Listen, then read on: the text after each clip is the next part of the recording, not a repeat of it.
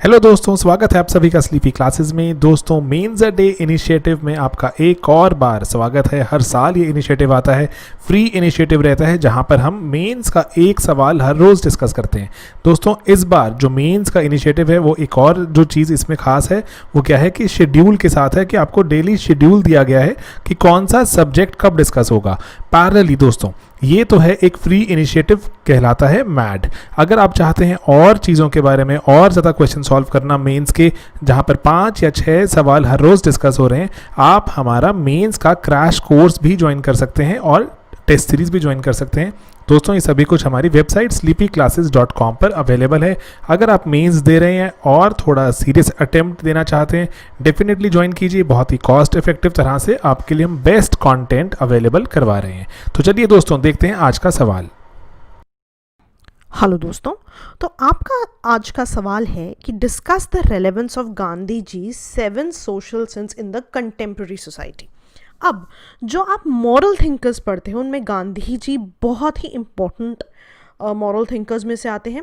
Rather जो ये गांधी जी का सोशल सेंस का टॉपिक है, ये मैं यूपीएससी में पूछा हुआ है, लेकिन now the difference is why I frame this question कि एक जेनेरिक सा क्वेश्चन या टॉपिक है जो आपको पता होना चाहिए गांधी जी के 7 सोशल सेंस क्या है, लेकिन in this particular question I want you to discuss कि इसकी रेलेवेंस क्या है इन दी कंटेम्प्रेरी सोसाइटी। ठीक है, तो कॉन्सेप्ट तो वही रहेगा जो सोशल सेंस का, लेकिन जो आप एग्जाम्पल्स कोट करोगे मेक श्योर कि वो थोड़े कंटेम्प्रेरी है ना, आज से रिलेटेड एग्जाम्पल्स हो।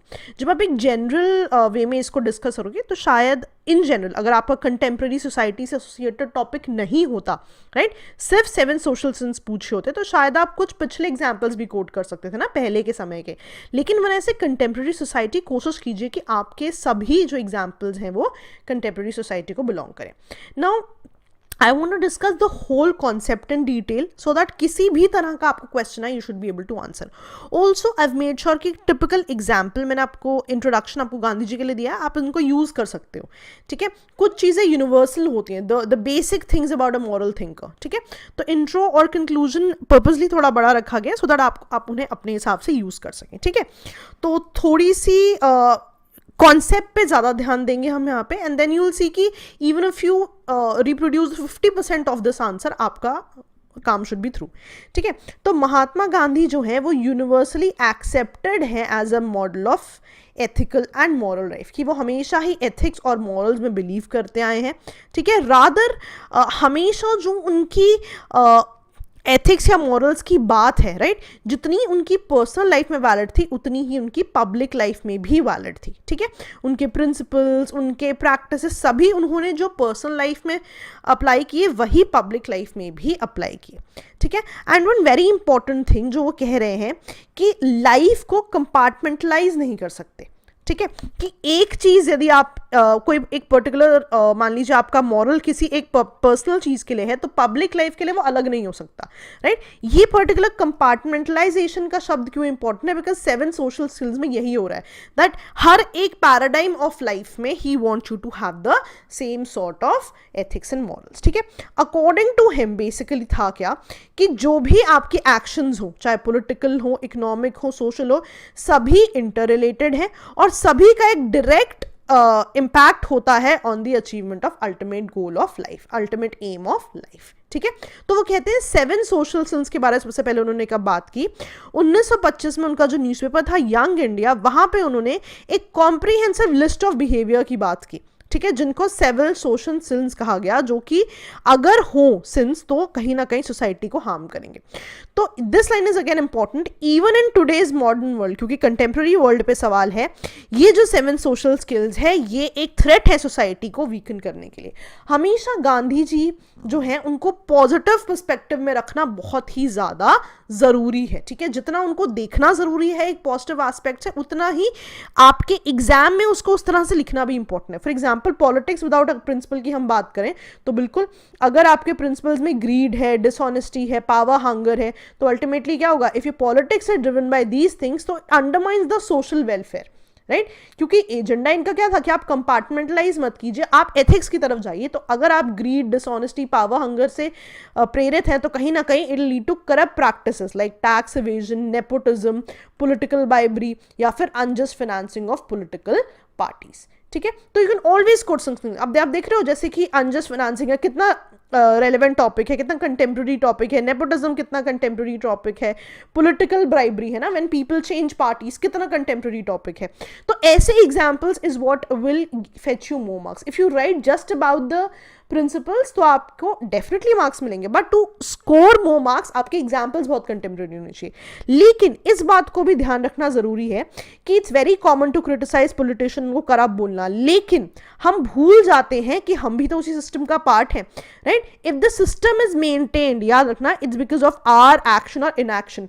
जितना हमारा इनएक्शन है कि हम ग्रीवियांस रिड्रेसल मैकेनिज्म्स को यूज ना करें, है ना। फॉर एग्जाम्पल आपने सिटीजन चार्टर्स पढ़े होंगे, है ना, कि आपका एज ए सिटीजन अब एक मैकेनिज्म देने की कोशिश है कि आप किस तरह से अपने ग्रीवियांसेस को एड्रेस करें। अगर हम इनएक्शन कर रहे हैं तो हम भी कहीं ना कहीं इस प्रोसेस का पार्ट बन जाते हैं, ये भी ध्यान रखना जरूरी है, ठीक है। अब जैसे वेल्थ विदाउट वर्क है, ठीक है, तो वेल्थ विदाउट वर्क का माने क्या है कि आपको वेल्थ मिल चुकी है पर आपने काम नहीं किया, right. Practice of getting something for nothing, ठीक है। तो बेसिक एजेंडा क्या होता है, to want the use things और मिनिमम एफर्ट हो इन पर्टिकुलर चीजों पे।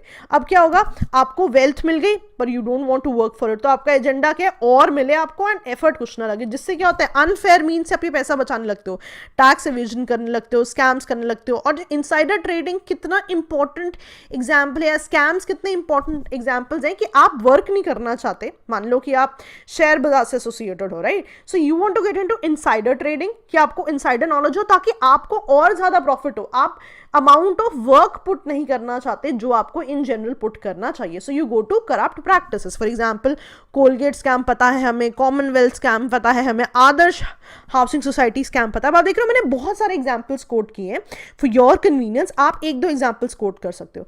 अब ऑन द कॉन्ट्ररी, जरूरी नहीं है कि हमेशा wealth without work in general, कभी कभी ऐसा भी होता है पीपल इनहेरिट मनी, ठीक है, यू कैन इनहेरिट मनी अगर आप किसी वेल्दी फैमिली को बिलोंग करते हो, लेकिन the point is to sustain that wealth, again work बहुत ही इंपॉर्टेंट क्राइटेरिया है, राइट, कि how to manage it, how to work on it, right. तो इसके लिए भी वर्क इंपॉर्टेंट हो जाता है।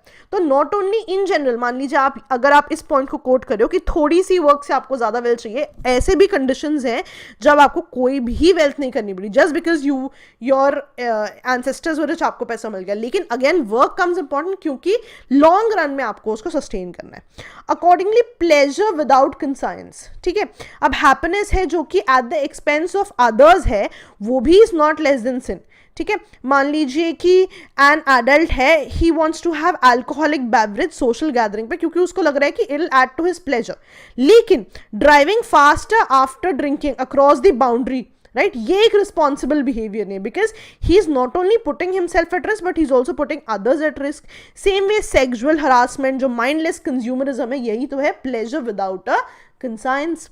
अगेन नॉलेज विदाउट कैरेक्टर, ठीक है, नॉलेज विदाउट कैरेक्टर क्या, as dangerous as little knowledge is, even more dangerous is knowledge without strong and principled character। मान लीजिए कि knowledge को आप destructive purposes के लिए यूज कर रहे हो, टेररिज्म है, साइबर टेररिज्म है, राइट। और कितनी बार ऐसा होता है people who have studied from very reputed colleges they end up getting into these terrorist activities, right. तो अल्टीमेटली क्या हो रहा है, आपके कैरेक्टर के बिना इस नॉलेज को कहीं ना कहीं डेंजरस तरीके से भी यूज किया जा रहा है इन दी कंटेम्प्रेरी वर्ल्ड। कंटेम्प्रेरी वर्ल्ड के एग्जांपल्स बहुत ज्यादा इंपॉर्टेंट है, that is why with terrorism I have also spoken about cyber terrorism. Again commerce without morality, है ना, कि इकोनॉमिक सिस्टम्स हैं, अगर इनमें मॉरल फाउंडेशंस नहीं होंगे तो उससे क्या होगा, सोसाइटी बहुत ही इमोरल हो जाती है, ठीक है। फॉर एग्जाम्पल आपने इकोनॉमिक सिस्टम बनाया लेकिन आपने पैसा by the over exploitation of एक particular section of the community ही बनाया at the cost of other, then what. मान लीजिए आप ट्राइबल कम्युनिटीज को डिस्प्लेस कर देते हैं बिजनेस अपॉर्चुनिटीज के लिए, तो आपने क्या किया, it's an economic system, commerce हो रहा है, पैसा आ रहा है, लेकिन मोरालिटी नहीं है, ठीक है। Over exploitation of resources industries की, ओवर इकोलॉजिकल इम्बैलेंस हो रहा है, अलार्मिंग क्लाइमेट चेंज इशूज हो रहे हैं, तो कहीं ना कहीं मोरालिटी कॉम्प्रोमाइज करके वो लोग जो है इकोनॉमिक सिस्टम्स को बढ़ावा देने। तो कंटेम्प्रेरी सोसाइटी में ये भी सही नहीं है, जब तक मोरालिटी नहीं आएगी तब तक इकोनॉमिक सिस्टम्स जो है इमोरल सोसाइटी ही क्रिएट करते रहेंगे, ठीक है। ओके,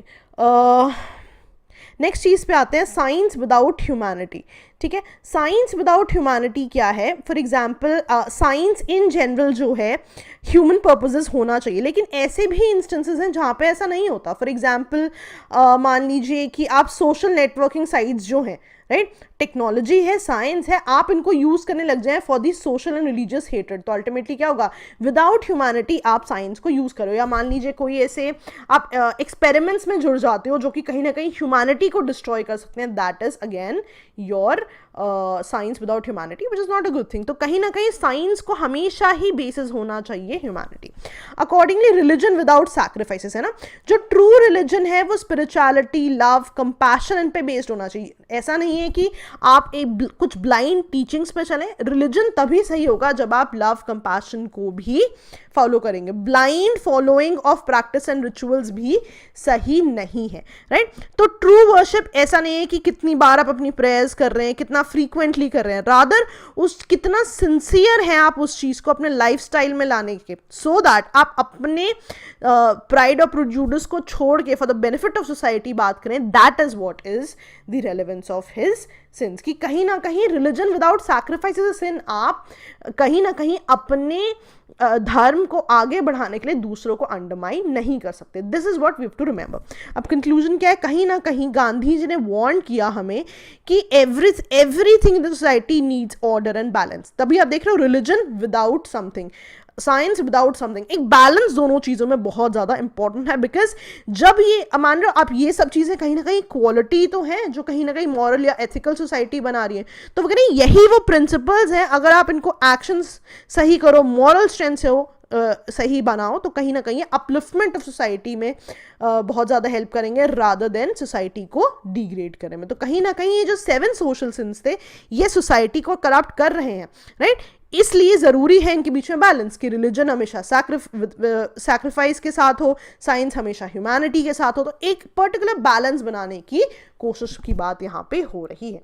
तो आई होप आपको कॉन्सेप्ट समझ में आ गया। The most important thing is कि आपको कॉन्सेप्ट की क्लैरिटी हो जाए, देन आपको किसी भी तरह का सवाल आ जाए, अब आपको सोशल सेंस पे कोई सवाल आ जाए, रेलेवेंट सोसाइटी और anything, you should be able to answer. ठीक है जी, चलिए, that was all for today. Okay दोस्तों, बाय बाय।